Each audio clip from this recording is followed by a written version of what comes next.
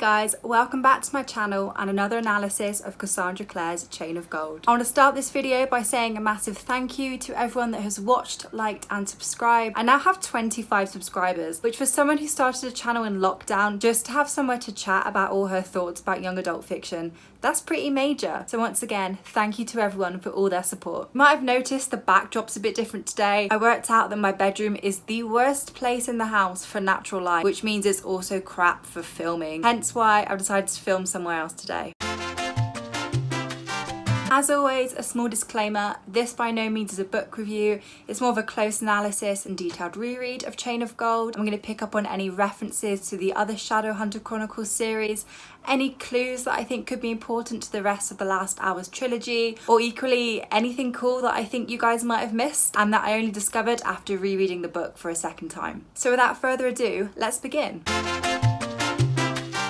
So chapter 13 begins with James sitting atop Blackfriars Bridge. So obviously Blackfriars Bridge is Jem and Tessa's bridge. It's where they meet throughout a whole century every single year, and it's also where they got married more than 100 years later. At the start of this chapter, Cassie includes a tiny excerpt from a poem by Rudyard Kipling that's called The River's Tale, and it goes, 20 bridges from Tower to Kew wanted to know what the river knew, for they were young and the Thames was old, and this is the tale that the river told. Immediately I'm transported back to the Clockwork Princess epilogue, where Jem and Tessa meet on Blackfriars Bridge and Jem is mortal again, and the book ends with them two kissing by Blackfriars Bridge and the river is just turning and everything has come full circle. I know Chain of Gold isn't about the Infernal Devices characters, but I do think this is a nice little reference to Blackfriars Bridge and the importance that it plays for the Shadowhunters that live in London at any time of their lives. This also makes the first sentence of chapter 13 quite jarring, because Cassie writes how James sat on the edge of a stone bastion atop Blackfriars Bridge, his legs dangling over the edge. So obviously this is James Herondale, not James Carstairs, but the fact that Cassie also mentions the dark jade water of the Thames flowed by below, I think is a cheeky little shout out to Jem's jade necklace that he gives Tessa. And I feel like it's just like a nice connection to how James Herondale is named after James Carstairs. So Matthew ends up chasing after James and he asks him if he's okay, because the last time James was feeling heartbroken, he took shots at a chandelier with a mundane gun and nearly drowned himself in the Serpentine. So the story from the Bane Chronicles that this is referencing to is the Midnight Heir, which talks about how Magnus finds a super drunk James Herondale shooting at chandelier. Little do you know that his heart has just been broken by grace and he's trying to drown his sorrows in alcohol. Not only would I thoroughly recommend reading the Bane Chronicles as a whole because it is a great book, but I would also suggest reading the Midnight Heir just to give you some wider context about the Last Hours characters, particularly James. I do have to say that the Bane Chronicles came out in 2013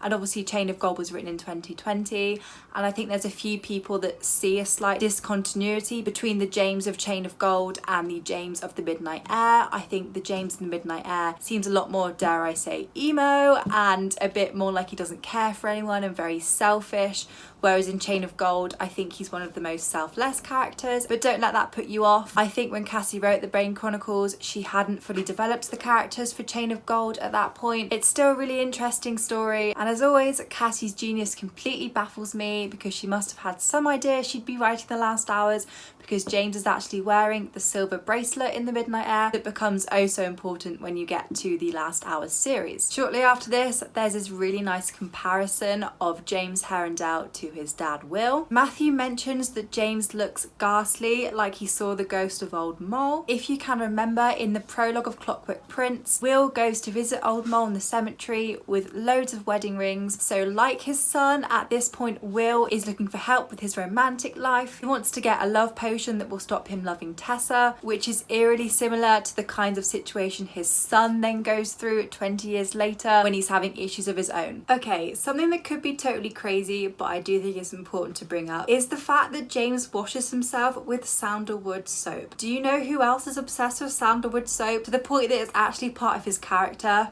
It's Magnus Bane. So I couldn't find the bit I was thinking of, but there's definitely a moment in The Mortal Instruments or another book when Cassie references that Magnus's bathroom and his go-to scent is sandalwood. And so my theory is that Magnus really enjoyed the scent of sandalwood that he picked up during the Victorian era, and it's one of the things that he's carried through his immortal life. So the next day at breakfast, Matthew is trying to distract Lucy so that James can take a letter from Charlotte, the console, up to Cordelia in the training room, and he mentions how Lucy has been training like Boudica, who defeated the Romans. Again, a nice little allusion to the Infernal Devices and Tessa's character progression. If you remember at the start of the series, she had her doubts about female warriors and about the fact that Charlotte was fighting with the men by her side, and then Will tells her of Boudica and how she needs to channel her inner Boudica to fight in situations to defend herself. Now remember that Tessa constantly thinks about Boudica throughout the Infernal Devices. As she's getting stronger, as she's learning about who she is, how to defend herself, she always thinks, what would Boudica do? So it's just nice that Tessa's daughter is also using Boudica as a role model to continue to be strong and to defend herself against evil. Okay, so I found where Cassie got the inspiration for the cover of Chain of Gold from. When James goes to the training room to give Cordelia the letter from Charlotte, he watches her train for a bit and he's a bit mesmerised by her at this point. And Cassie writes how James notices Cordelia's hair,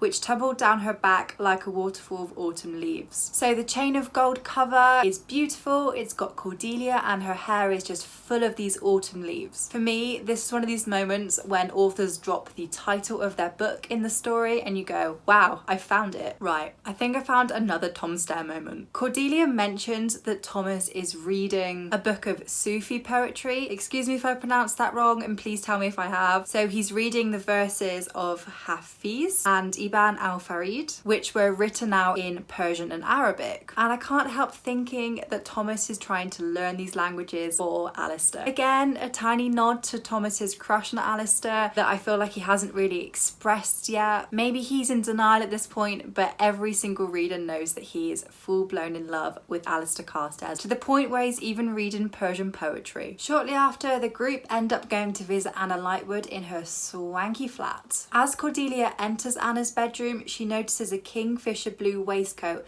slung carelessly over a japanned screen. This is a reference to the end of Every Exquisite Thing from Ghost of the Shadow Market. Again, an amazing story. You should definitely read it for some extra context on the Last Hour's characters, specifically Anna Lightwood and Ariadne Bridgestock. So at the end of Every Exquisite Thing, Gabriel and Cecily actually gift Anna this waistcoat as a way to say they totally accept her for who she is, and it doesn't matter how she wants to dress, they will love her the way she is. So yeah, a nice little note to that moment in Every Exquisite Thing, and I must say one of my favourite Cecily and Gabriel moments. Okay, this next bit is one of my favourite moments of this chapter. It's when Anna is flicking through her book of, let's say, conquests, and she starts naming them all, and there's a few names that caught my attention. So Anna says, let me see, Catherine, Alicia, Virginia, a very promising writer, you should look out for her work. Obviously she's referring to Virginia Woolf, and I tell you, I screamed the first time I read this. The fact that Anna Lightwood and Virginia Woolf could have been a thing blows my mind. I think this is such a great nod to contemporary literature at this point in history, and also really funny because what a great couple. So in response to Anna's list of all her conquests, Lucy mentions that no one's ever tried to seduce her at all, to which James happily says is a good thing because he would have ended up killing the man that did. I don't know why I find this so funny, because you know that Lucy and Jessie are gonna get together, but Jessie's already dead, so James couldn't even kill him if he tried. If there's one thing I can say, it's that Cassie's writing has got better through time. I feel like the pace of her novels have really picked up, but also the details have got a lot smaller, especially these references to other books that I keep talking about, but also tiny details like this. So Cassie mentions that Anna holds up her finger and she has a nail that was clipped quite short. And if you didn't know that Anna was gay, you do know now. Again, tiny details like this I think really make the book and are a really good example of show not tell that Cassie does really well with her characters. So James offers to walk Cordelia home from Anna's flat, and Cordelia mentions that the mundanes around them only give them glances of idle curiosity. So Cordelia thinks his curiosity is because they were looking at James rather than herself. And this reminds me of another Carstairs that doesn't realise just how fit they are.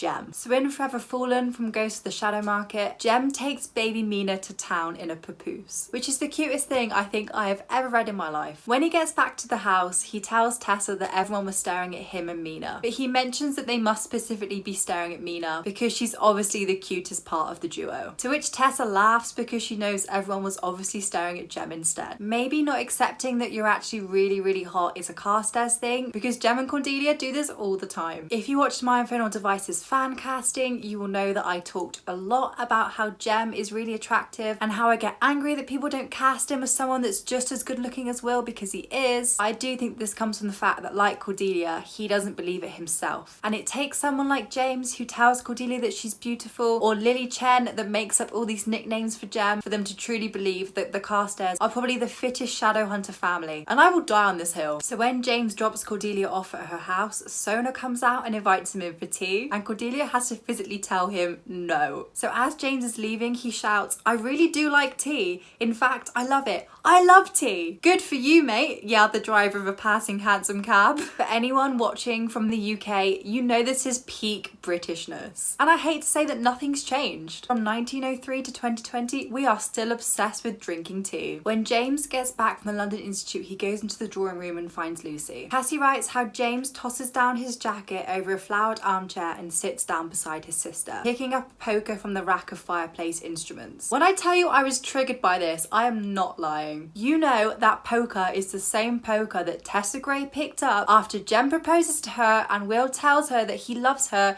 and she is so confused and so upset she doesn't know what to do, she burns herself on purpose. James, put down that poker now before I cry, please. So I've mentioned in previous videos, the one thing I like about Chain of Gold is the fact that you can see Tessa and Will's dynamic as parent and how they act around Lucy and James. There's a nice moment in this chapter with Tessa and Will as mum and dads. So Will sits down beside Tessa and tells his children that he's going to kiss their mother now, so they can flee if they want, and perhaps they could play Ludo after the romance is over. James then replies, "The romance is never over." I'm not being dramatic when I say it genuinely hurts me to read the Clockwork Princess epilogue when Will dies, but knowing that he's lived this amazing life makes it a tiny bit more bearable, can I say? It is still totally heart-wrenching, but family scenes like this at least reassure you that he did have a really good life with Tessa. So back at the Carstairs house, and Cordelia gets a delivery from Anna Lightwood. Dozens of dresses in gorgeous colours that finally suit her skin. For me, this is a key turning point of Cordelia's confidence. I think once she feels more attractive and better in herself, things just happen from this point onwards. We know that Cordelia is stunning, but she doesn't believe it up until this point, I don't think. So for their evening at the Hell Rule, Cordelia chooses to put on the bronze dress. And Cassie writes how the silk was cool and heavy against Cordelia's skin, like the touch of water.